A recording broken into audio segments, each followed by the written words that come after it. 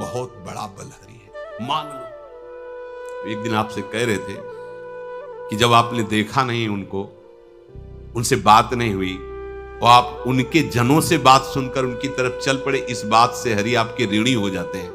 भगवान इसी बात से ऋणी हो जाते हैं। बस ये बात आप हृदय में बैठा लीजिए। जैसे लोग प्रश्न करते हैं ना कि हमने भगवान को देखा नहीं, भगवान को हम कैसे, किसी की बात तो मान लो ना।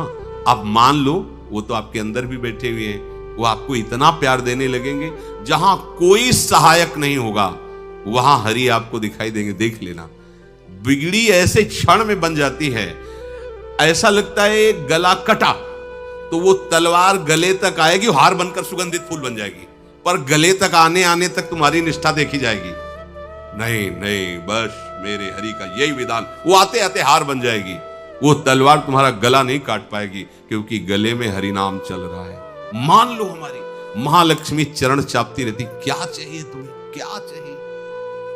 आप सच्ची मानिए, क्या मतलब कितनी मलिनता छा गई है। हम इसको मार देंगे तो 2 लाख रुपए मिल जाएंगे, ये कर देंगे तो, अरे भैया अगर तू हरि नाम जपेगा तो इसकी कीमत नहीं है, कीमत नहीं, अमूल्य वस्तु है। इसके ब्याज में तू कुबेर बन सकता है।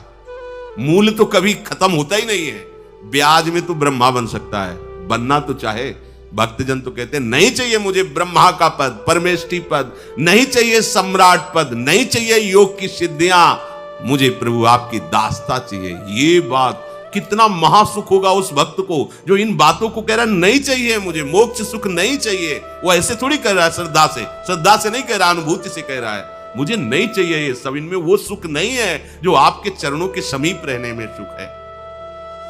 नहीं सत्संग भजन नहीं हरि को, श्रवण न राम कथा अनुरागी, सुत बीतदार भवन ममता निसि सोवत अति न कबहु मति जागी। अरे तेरी बुद्धि सो रही है, जगा दे। पुत्र में, रुपया में, स्त्री में, मकान में, इसमें सबकी ममता होती है, सबकी, जितने सृष्टि में पैदा हुए हैं। केवल सत्संगी की नहीं होती। जो असली सत्संगी है उसकी ममता प्रभु के चरणों में होती है, क्योंकि वो जानता है सब रूपों में प्रभु ही है, ये सब पसारा प्रभु का ही है, इसलिए ममता उसकी प्रभु के चरण। एक अहमता ममता ये जग में है दुख जाई, ये जब श्री जी की ओर लगे तो होत परम। जाग जा, बिना जागे दुख दूर नहीं हो सकता। जैसे स्वप्न में हम देख रहे हैं कि समुद्र में डूब रहे हैं, अब जागृत में आसपास सैकड़ों नाव लगा दे तो बच जाएगा क्या वो, क्योंकि वो तो सो रहा है और वो स्वप्न में देख रहा है। अब हम नाना प्रकार के तैराकों को बाहर तैनात रखें तो उसको कोई सुख मिलेगा क्या, क्योंकि स्वप्न में। उसको अगर सुखी करना है तो एक उपाय, जगा दे। जगा दो तो ना समुद्र रह गया ना डूबना रह गया। ऐसे ही संसार में मोह से ऐसे ग्रसित जीव हैं, भाई इतना ही सुखचार है, और उसी स्वप्न में वो दुख से निवृत्त होना चाहते हैं। अब हम बाहर से उनकी कामनाओं की पूर्ति करने वाली बात करें तो क्या वो सुखी हो जाएंगे क्या। इसीलिए कोई साधु जो भगवत मार्ग का पथिक है वो कभी सपोर्ट नहीं करेगा जाओ ऐसा, वो जाओ ऐसा ही है जैसे उस स्वप्न में समुद्र में डूब रहा है, बाहर से हम जल जहाज नाव तैराक सब लगा रहे हैं, लेकिन वो नहीं सुखी होगा, क्योंकि उसके सुख का कारण तब बनेगा जब स्वप्न हटे। स्वप्न तब हटेगा जब वो जागे। जो सपने सिर काटे कोई, बिन जागे दुख दूर न होई, तो उसको जगा दो। साधुजन क्या करते हैं, जगा देते हैं उसको। जागो, कहां मोह निशा सब सो निहारा, देखे स्वपन अनेक प्रकारा, यही जग जामिन जागे जोगी। योग भगवान से जो तुमने वियोग कर रखा है, तुम जगो। जे ही जगोगे तो जे ही जाने जग जाए हेराई, जागे जथा स्वपन भ्रम जाई। कोई नहीं है यहां। एक कल श्लोक, मत्तः परतरम नान्यत् किंचित् अस्ति धनंजय, मेरे सिवा कोई नहीं। ये कब पता चलेगा, जागने पर। तो हमें ये बहुत कुछ दिखाई दे रहा है, स्वप्न है। उमा कहूं मैं अनुभव अपना, सत हरि भजन जगत सब सपना। तो बोले तुलसीदास हरि नाम सुधा तजी, सठ हठ पियत विषय विष मांगी। अगर कहीं संतों के पास भी गए तो क्या मांग रहे हैं, हट करके विषय विष मांग रहे हैं। वो आत्मदेव नाम के एक ब्राह्मण थे, सब कुछ समृद्धि थी, संतान थी नहीं, बड़े दुखी गृहस्थी में। हमारा कुल चलाने वाला होना चाहिए। बड़ा भ्रम बैठा हो, हमारा कुल चलाने वाला नहीं तो सब बेकार, जीवन ही बेकार हो गया। बिना गुरु के यदि शास्त्र पढ़ोगे ना तो भ्रमित हो जाओगे। स्पष्ट लिखा, पुत नाम के नरक की उसको प्राप्ति होती जिसके संतान नहीं होती। अब तो गृहस्थ में बेचारा पड़े परेशान, उन्होंने सोचा इससे अच्छा है आत्महत्या कर लें। बहुत संतों के पास जाकर के यज्ञ करके सब अपनी कामनाओं की पूर्ति चाहते, दान पुण्य दे करके। उसने भी जितना उपाय हुआ किया, नहीं हुई संतान। मरने के लिए जंगल में उधर से एक सन्यासी जी आ रहे थे, देखा साधु तो ब्राह्मण तो थे, उठे प्रणाम किया, देखा उनको उदास क्यों हो। उनका महाराज उदास ही नहीं, मैं तो आत्महत्या करने आया हूं यहाँ जंगल में। अरे ये तो महापाप है, आत्महत्या तो बड़ी दुर्गति का कारण है। बोले महाराज अगर आप बचाना चाहते हो तो आप कृपा करो। क्या क्या चाहते हो? बोले हमारे पास सब कुछ है, बेटा नहीं दोगे तो हमारा जीवन बेकार। तो उन्होंने अंतर्दृष्टि से देखा और कहा 7 जन्म तक तेरे पुत्र नहीं भाग्य में तेरे लिखा है। तो उसने कहा फिर तो अभी मरते हैं, आत्महत्या करते हैं, 7 जन्म की बात, हम 7 दिन नहीं जिएंगे, हमें पुत्र चाहिए। संत का दयालु।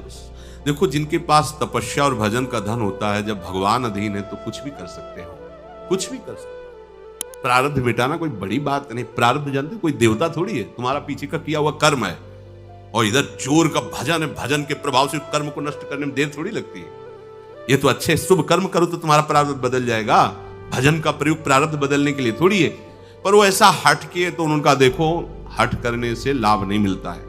उनका हमें उपदेश नहीं, हमें पुत्र चाहिए। अगर आप भगवत प्रेरित होकर यहां आए हो तो आप हमें। तो उन्होंने तपस्या के बल से फल की रचना की। उनका जाओ अपनी पत्नी को ये फल पवा दो और इससे निश्चित पुत्र होगा। बहुत प्रसन्न, अब कामना पूर्ण थी तो देख लो, प्रभाव देखो कामना का। प्रसन्न हुए आए, धुंधुली नाम था उनकी पत्नी, नाम भी बहुत बढ़िया था, धुंधुली।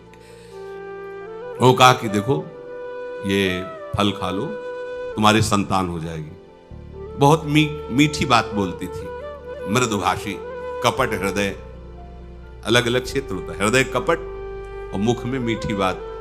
बहुत संभल के व्यवहार करना चाहिए ऐसे लोगों से। मधुरिया बानी, मीठी, क्या मृदु भाषा। नहीं प्रीतम, आप चिंता मत करो, फल ऐसे थोड़ी खाया जाता है, नहा धो के पवित्र होके फिर। हाँ उनका ये बात, आप अपने काम में लगो, हम पा लेंगे ऐसा। अब आपको विश्वास है? बोले विश्वास तो है, इसमें क्या विश्वास, आप भी तो चाहती ना पुत्र हो। बोले हाँ। वो जो ही गए सो अपनी बहन को बुलाया और कहा सुनो, अभी तो हम 4-5 रोटी कढ़ी चावल सब पा लेते हैं, पूड़ी खीर पुआ। गर्भ रहेगा तो पेट तो उसी से भरा रहेगा, तो हमारा भोजन रुक जाएगा। हाँ ये तो बात है। जब पेट बढ़ेगा, अगर घर में आग लग गई तो फिर भाग नहीं पाएंगे, तो हम जल जाएंगे। ये निगेटिव सोच वाले लेते।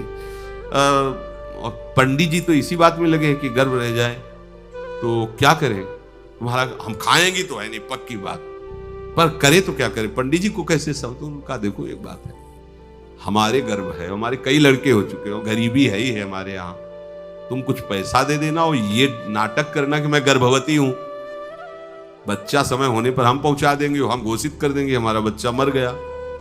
तो पंडित जी को तुम नाटक में बताते रहना कि गर्भ है, बच्चा हो जाए। पंडित जी कह देना बच्चा हो गया है, तो बोले दूध पिलाने की समस्या आएगी। तो बोले ये तुम कह देना कि पहला बच्चा है, हमारे वक्षा स्थल में दूध नहीं, हमारी बहन का था तो मर गया बच्चा, तो उनको बुला लेते तो बात बन जाएगी, बढ़िया बात हो गई।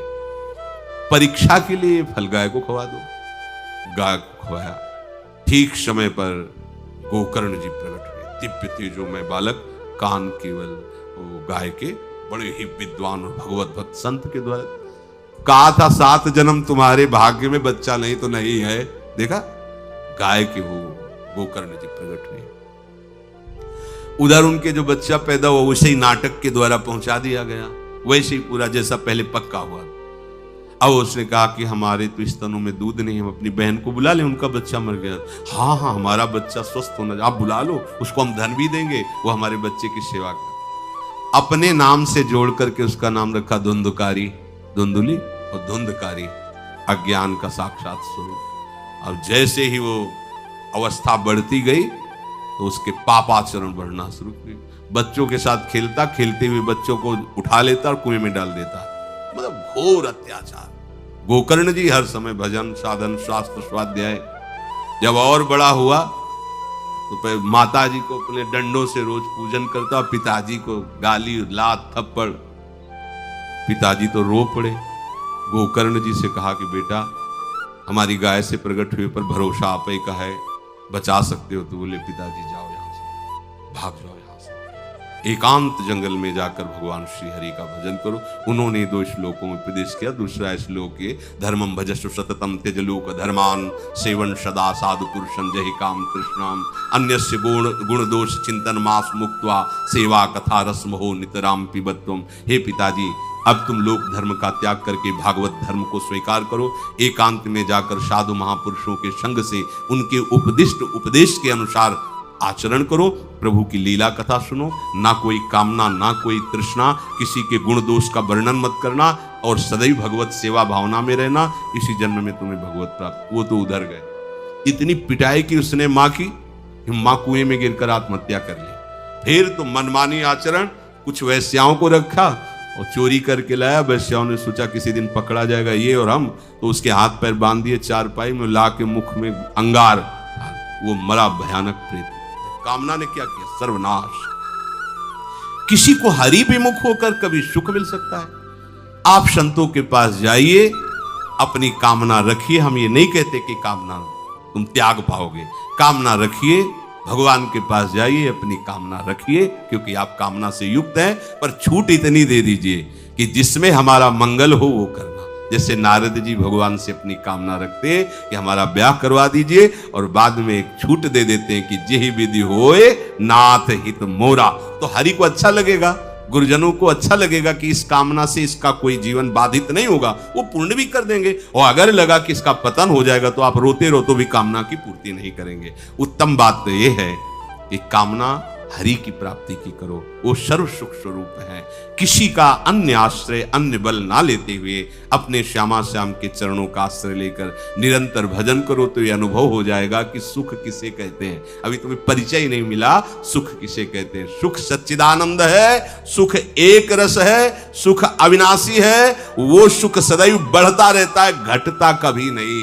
एक रस होते हुए भी प्रतिक्षण वर्धमानम है, कभी कभी अंत नहीं होता इस सुख का। ऐसे अनंत सुख के लिए हमें मनुष्य जन्म मिला है। प्यारे इसे मत खोइए, हर समय राधा राधा राधा राधा राधा, और किसी को दुख मत दीजिए। कोई गंदा नशा मत कीजिए, कोई गंदे आचरण मत कीजिए, गंदा भोजन मत कीजिए जिससे अन्य जीवों को कष्ट हो। ऐसा कोई भोजन स्वीकार मत करो। इसी जन्म में आप देख लेना, इसी जन्म में आपको वो वस्तु मिल जाएगी, निहाल हो जाओ।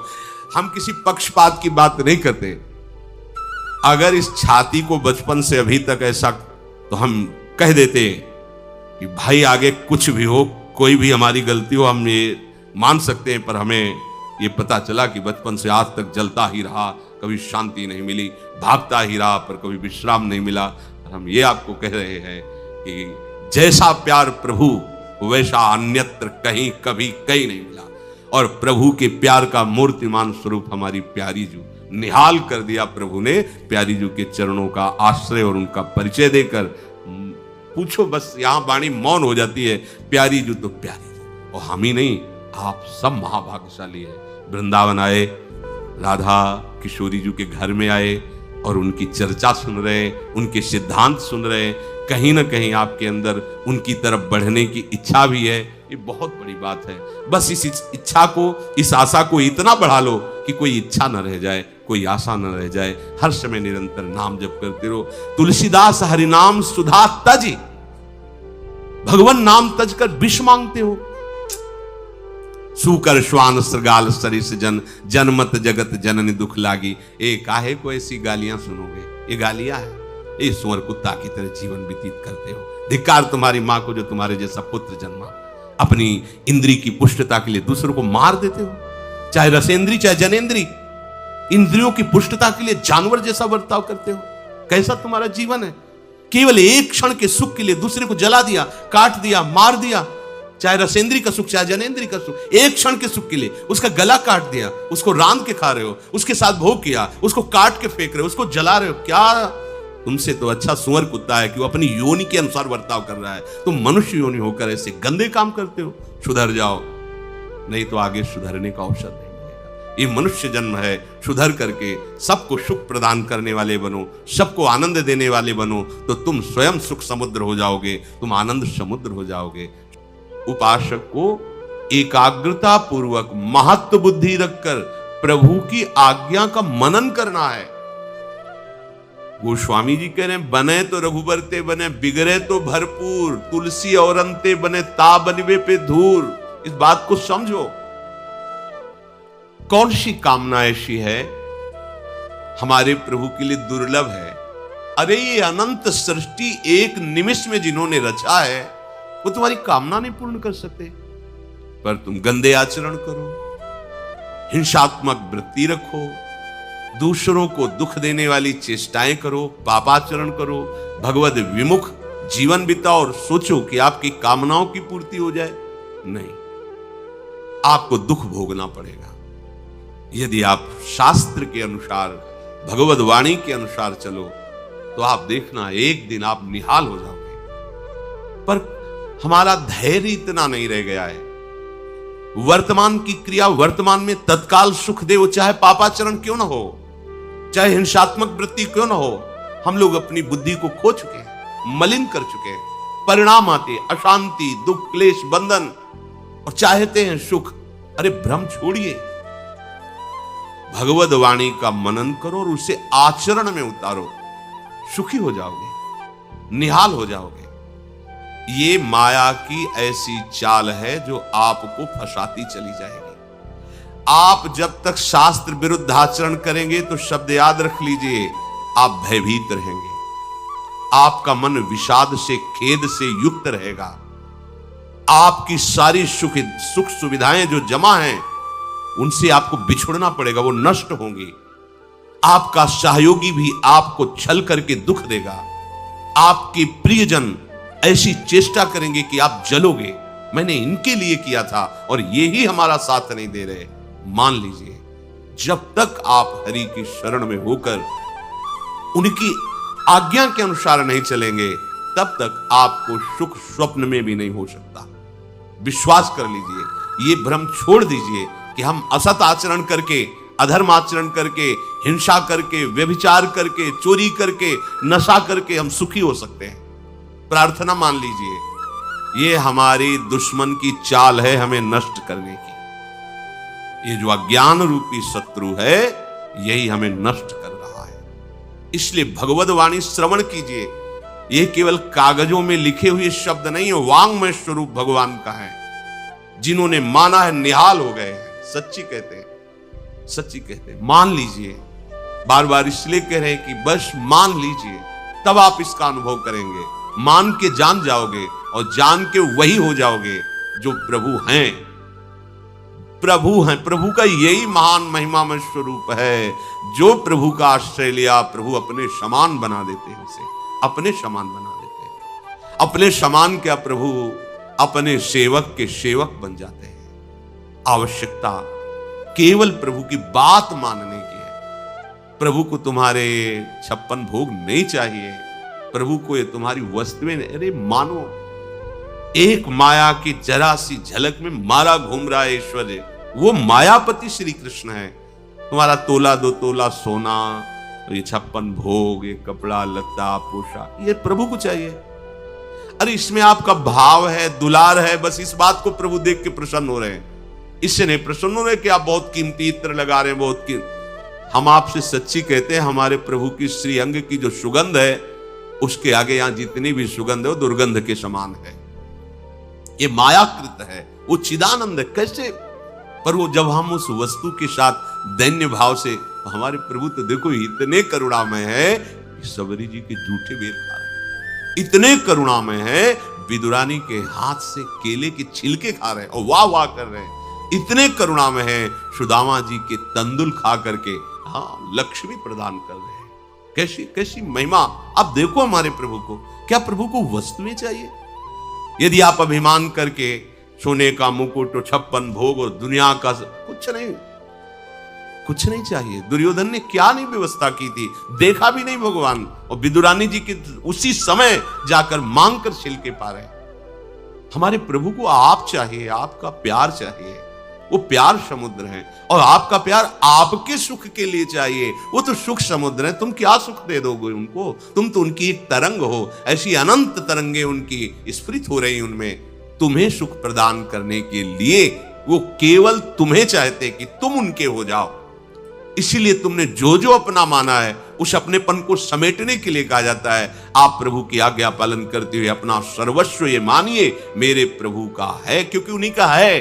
तुमने रचा नहीं है, तुम्हारे सामर्थ्य नहीं कि एक भी वस्तु रच सको। जितनी भी रचना वो सब उन्हीं की माया से रची हुई है। तो आप क्यों नहीं मानते मैं और मेरा ये सब प्रभु का है? ऐसा जीव ही मानोगे, आप आनंद समुद्र में गोते लगाने।